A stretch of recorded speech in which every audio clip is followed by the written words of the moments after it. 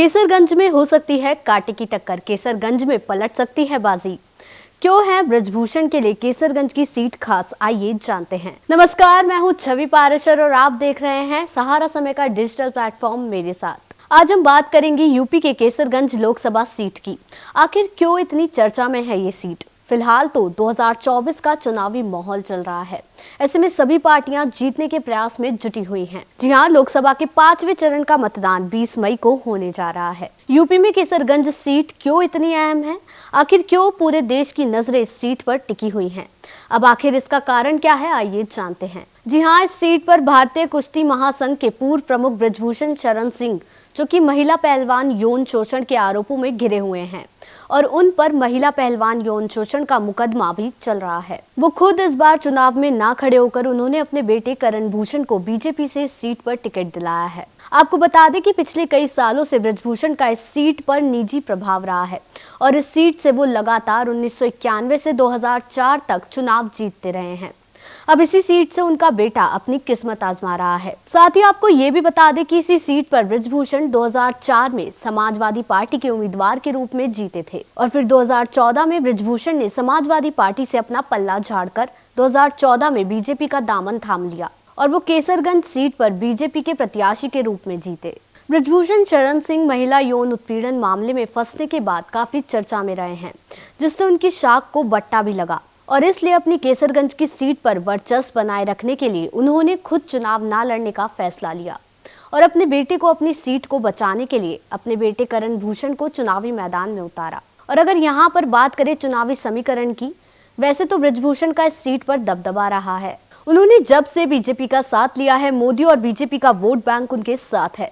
वहीं दूसरी ओर बात करें समाजवादी पार्टी की, तो उन्होंने ब्राह्मण प्रत्याशी भगत राम मिश्रा को इस सीट पर मैदान में उतारा है। आपको बता दें कि एसपी ने ब्राह्मण प्रत्याशी के जरिए ब्राह्मण, मुस्लिम और यादव को अपने पाले में लाने की कोशिश की है और समाजवादी पार्टी गोलबंदी में यदि सफल हो जाती है तो बाजी एकदम पलट सकती है।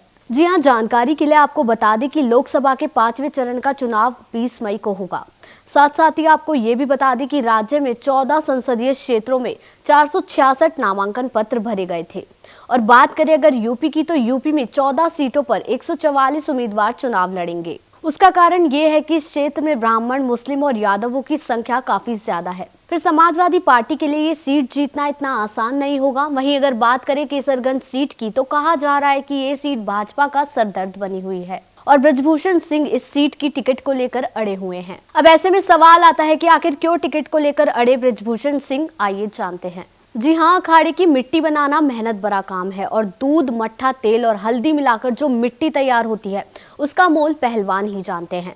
यहाँ इसकी चर्चा इसलिए कर रहे हैं क्योंकि दंगल और पहलवानी से निकट संबंध रखने वाले केसरगंज के चुनावी अखाड़े की मिट्टी में प्रचार, प्रबंध और परिश्रम की जगह अब तक प्यार, इनकार और इंतजार का मिश्रण दिख रहा था।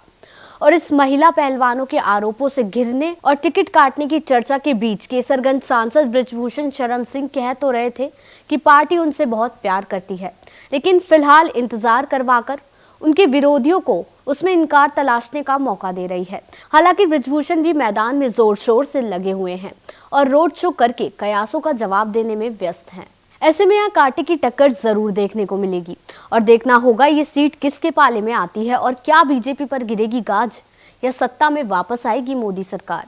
इसके लिए पार्टी और हम सभी को करना होगा 4 जून का इंतजार। और आज के लिए बस इतना ही। इसी के साथ मुझे दीजिए इजाजत और देश दुनिया की ऐसी ही तमाम खबरों के लिए देखते रहें सहारा समय का डिजिटल प्लेटफॉर्म समय डिजिटल मेरे साथ।